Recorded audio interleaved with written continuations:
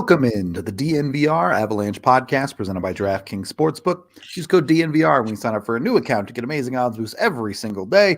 Rudo, Jesse, Megan coming to you live from our houses, switching it up a little bit. I guess I'm technically at the bar, but not really. I promise. Avs taking on the Boston Bruins. The Bruins arguably the best team in the NHL right now. Maybe the Devils would give them a run for their money, but I think they're the most for real best team. There you go. I like that answer because I'm not a Devils believer either. But anyway, they're not good.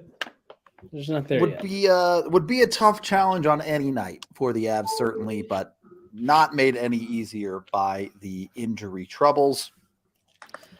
I ask this every game, but I'm going to keep asking it because the Avs keep adding up on the injuries. Expectations for tonight is a clean loss, just an immediate write-off here.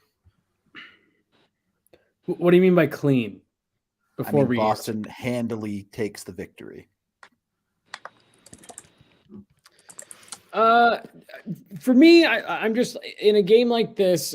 I'm just looking for the effort level. What's the compete level like? Like, are they just showing up and saying, tonight's probably not going to be our night, or are they going to show up and they're going to play play their game and skate and forecheck and all that stuff? If they do that and they play a solid game, if they lose by 2 or 3, it's whatever. But like they've kind of shown time and time again, if they're playing like that, they're the reason they're defending Stanley Cup champions. Like they're going to be in any game if they're moving their feet, sticking to their identity. They're going to be in it. All right, Megan. Yes, positive, negative tonight. It's mixed feelings. I'm prepared to talk about an Avalanche loss if that time comes, but I don't want to chalk it up as a guaranteed loss. And I think it's kind of what Jesse mentioned. This is a defending Stanley Cup team.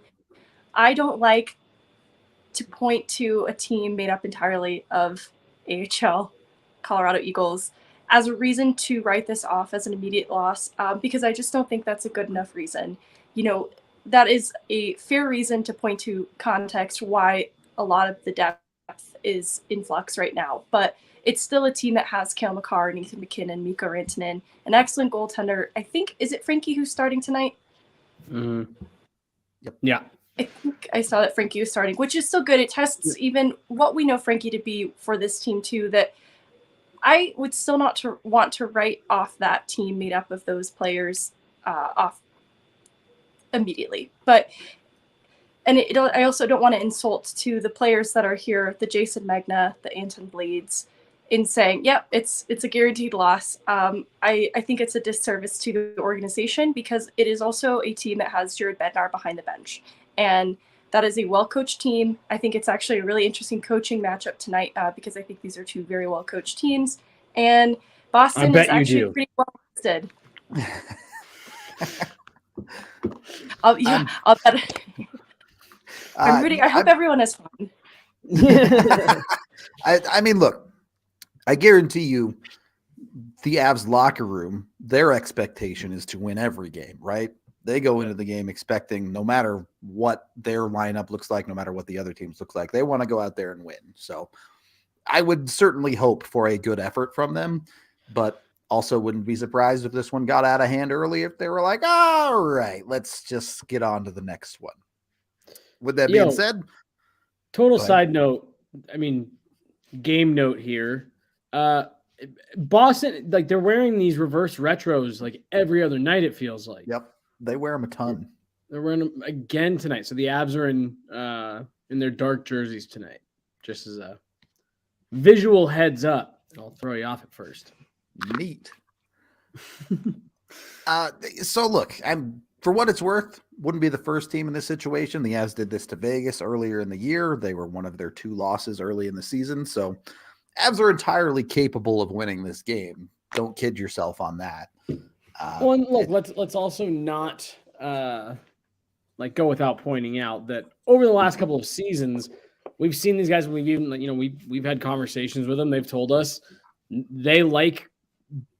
Yeah, I know the cliche is like the next man up thing, but not necessarily that. But just like oh cool, people think that because we have some guys out, we're going to be a cakewalk. We're written off, They like kind being of the whatever. underdog for sure. Yeah, they kind of like that shit. And then to Megan's point, when you still have 3 superstars in your team with that mentality, I don't know. I don't. I say this right now. Check back in like after the second intermission. Like I really don't think this game's like a total write-off. I mean, that's a good thing, especially given on top of the injury pile, we now have Josh Manson, who is week to week with a lower body injury, meaning the Avs defense will now once again include Curtis McDermott, most likely. I haven't seen an official lineup yet, but either way. For tonight? Yeah. Andreas McDermott, Englund. no. Is it England? Yeah, okay. England, yeah. Okay, Yeah. Thank you. Either way, you're back to a bottom pairing that essentially doesn't play. So is the answer here really just, yep, Cale Makar, keep playing 30 minutes? We keep saying, hey, eventually they've got to bring these minutes down, but well, I really do. I think so. Cale Makar got a maintenance day, or maintenance morning, I guess technically. He didn't skate at morning skate today. I don't know. I have a feeling that I don't have a feeling. I'm 100% positive. They have a lot more information on these injuries than we do. I think they have a much better timeline, and I think they know, and I'm sure they're having these conversations right now with Cale and Nate and Mikko saying, hey, we are going to really push you on those minutes. Please tell us, when it's too much, when's enough. Yeah. Right. Yeah. You're early in the season. I think the idea behind all of this, not the idea, but I think the hope out of all of this is, if you can get through this, if you can ride out this wave, theoretically, you are now heading into the back half of the season with a roster that has very little mileage on them in terms of games played. And you hope that can kind of pick you up, spin this into a positive here. And that would in turn start to take some of the pressure off some of these top guys and spread it out a little bit more evenly. And then theoretically you're getting into February and maybe you get a healthy Gabe Landeskog back just in time for that push. So I think that's kind of the thought here where it's, can we push them this hard on most nights and know that there are just going to be some nights where we're going to have to roll the lines, and those are probably going to be the nights like Winnipeg where it's like, hey, we can't give them that workload tonight. So we are just going to spread it out, and Andreas Englund's going to take a semi-regular shift. Jacob McDonald, a semi-regular shift, whatever. But I just have to imagine that's how you're looking at it right now. Cause you really don't have any other option. I think Bednar has talked about load management because this has been a frequent question in a lot of availability. And I throw it to Bednar and his capabilities as a coach to know how far to push players individually. And so I think he knows how hard to push a Cale Makar in terms of utilization. And that's why I think, I look back to last year when Jordan Gross or Justin Barron were called up and they were extremely sheltered in ice time, understandably so. I felt even Andreas Englund's usage recently has been different from what I expected. He played more than I expected. So I think that this is going to be a similar utilization for Cale Makar that we've seen the last couple of games. It's still pushing it to the brink. It's probably a 30-minute night that we're looking at, which is still quite a bit. But I don't know if it gets that much more with Manson down and Englund up. I think it's going to be comparable. Still not an ideal position, but I do trust that Bednar knows how hard to push guys. Well, and I'd be willing to bet, too, that a lot of this, in a game like this against Boston, where, talk about feeling like the underdog. There's no question here that most people, I think, would be expecting a pretty handily, whatever I'm trying to say, the Bruins to win rather handily tonight. I think that's probably the relatively widespread expectation. So I think Jared Bednar will maybe kind of base this on what does this first period look like? Play Makar as if he is going to hit that 30-minute mark. Ride those top guys heavy. And if you get out of that first period and you feel like you're in it, then you're probably looking at a Cale Makar 28, 29, 30-plus minute night. Things are starting to get away from you a little bit. Even if you're down, 2, I feel like you probably start to see that Back it bench off real quick. Yeah. stretch out a bit. Yeah. So this Josh Manson thing is kind of the fear, though, right? And I agree. They're going to play Makar. They should play Makar. But it felt like they were starting to come out of this, at least on the defensive side, right? They had gotten Girard back. Byram's not that far away. And it's like, okay, if we get back to that, we can start to back Makar off a little bit. Now Manson out for at least a week, maybe more. You ramp Makar right back up. And okay, that's fine, as long as you don't have this happen again. But if it happens again, then you're still ramping Makar into January. That's where the thing with load management and playing these minutes is it's not a situation usually where it breaks the back, right? There's a certain point where it just goes. It's more of a steady, slow decline in the player's ability, really, because they're just playing too much at a certain point. Here's the one thing, though, where I'll interject a little bit in this particular instance, because I would agree with you in 95% of the situations. Having to now see Cale Makar up close for the last few years, this is a guy, and it's a pretty steady track record of this. He understands his own body, and he speaks up when he feels he's not comfortable. He needs an extra day. He has never once rushed what he's doing or gone against what he thinks he should do, what he thinks is best for him, because someone else has told him. And that's part of who he is now. But I mean, like, there's been stuff in the past where, I mean, remember those first couple seasons? I mean, even up until I think 2 seasons ago, he would take small little breaks, 2 games, 3 games. This just wasn't quite feeling right. And it's all part of that longevity thing, right? You take a game or 2 off here because something feels tweaked instead of aggravating it. Take the night off, let it heal up. That's how you kind of stretch that. So I really do. I feel like a guy like Cale Makar, if he felt like he was getting pushed too much, I feel like him and Jared Bednar would have the relationship to say, hey, I think I maybe need to take a couple practice days off, or I need to have a couple nights here where we need to keep it around 25 minutes just so I can get my legs back, get this, get that. I think of anybody that you could have in this situation, Cale Makar is the one who will treat it most responsibly. You know what I mean? He'll take the most ownership of it. Sure. I hope all that came out right. That this is me like praising who he is. Excuse me. As Rudo apparently doesn't like that take. No, I actually really like that take, funnily enough.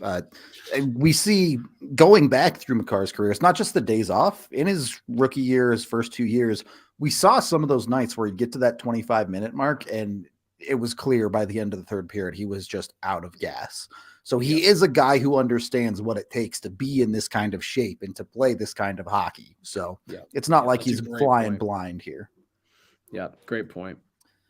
Beyond that, you know, the defense is what it's going to be. The Avs are going to need probably some better games out of guys like EJ here as they're waiting for Byram to get back into the lineup, because EJ is now a top 4 defenseman on this team. That's just the reality of the situation they're in. So you're going to live with what you get a little bit on the Avs side of things.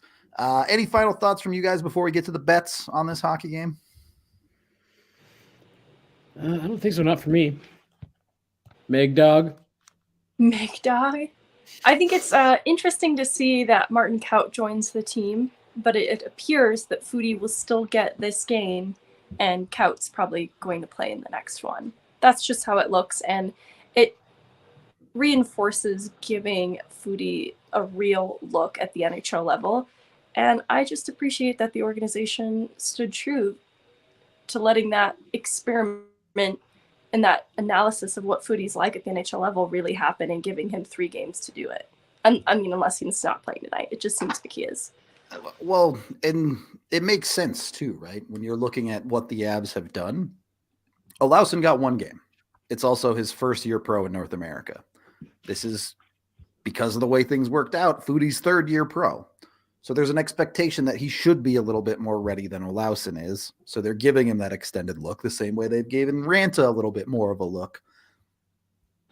AJ and I have been asking for stuff like that for years, for the Avs to start rotating in their prospects like this. And honestly, it's great. I absolutely love that they're doing it. Don't love the situation they're in, that they're forced to do it, but no. Yeah. Megan, you look primed to say something. It's just a commitment to the prospects and this new age of the opportunities for them. And I really like to see it come to fruition. It gives me hope, too, that when Bowers returns to health, that he's somebody that is considered. And it's just depending on the health of the team at the time, too. We know that Myers has a future plan to come back to the Avs lineup at some point, likely this season. And I think that's actually going to happen because that's what people said. And it just seems like what people say is what is reinforced by actions. I'll take it a step further. I even think the follow-up and the follow-through with a guy like Alex Galchenyuk kind of falls in those same lines where it's like, that's a guy that you saw something in that you thought could provide something to your lineup. He got hurt. And my favorite quote from when we spoke to him, whatever that was a week ago, time is nothing anymore. Whenever it was that we were able to chat with him at practice, and when he was asked, what did management say to you with your injury? And he said, heal up, reach out. And they basically said, like, look, we liked what we saw. When you're good to go, call us and we want to talk again. And they meant that. And again, I just think that falls in those same lines of they're talking with guys. I don't necessarily want to say they're making commitments, but, they're saying, hey, do these certain things and we'll reward you for it. And they're rewarding them for it. And it's cool to see. $5 here from Blake Wheeler. Is there an over-under bet on Rudo taking off his shirt at his birthday game? If so, I think I'll take the over. It's basically free money. Yeah, you're not getting good odds on me taking off my shirt at that game. You're definitely like minus 200 or something for that. Just for the record, it is going to be a Galchenyuk New Hook Foodie line to start tonight. There you go. No change. Well, no Cout, and just why not leave him home at that point?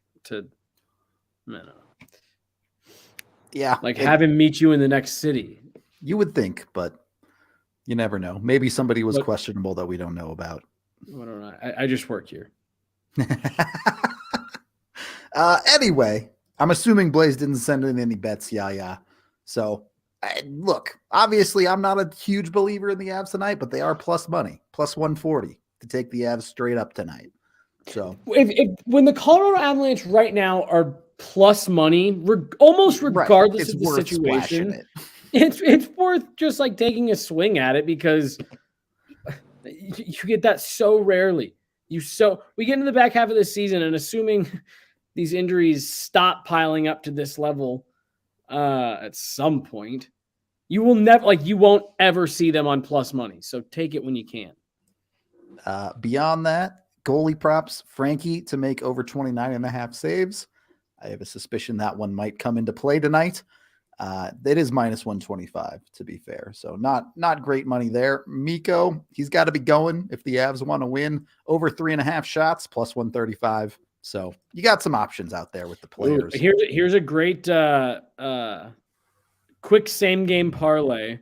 Over 5.5 goals, Pasternak to score, McKinnon to score. It's at plus 450. That's pretty good money. Yeah, I feel like that's not bad. So the Avs are plus 230 to win in 60 minutes. I mean, you get weirdly good odds for taking those 60-minute lines. It feels like they bump it way up for no overtime. Yeah. But anyway, plenty of great options over at DraftKings. Go check it out. Always fun to lose money on guessing who will score first, unless you're Megan. Megan seems to get it right fairly often, but we can't all win that kind of money. We're going to get out of here for the pregame show. No watch along today since we're from home, but we'll be live postgame breaking it all down for you. So be sure to tune into that same YouTube channel, like and subscribe if you're enjoying your time here. We'll be back after the game, and we will talk to you then.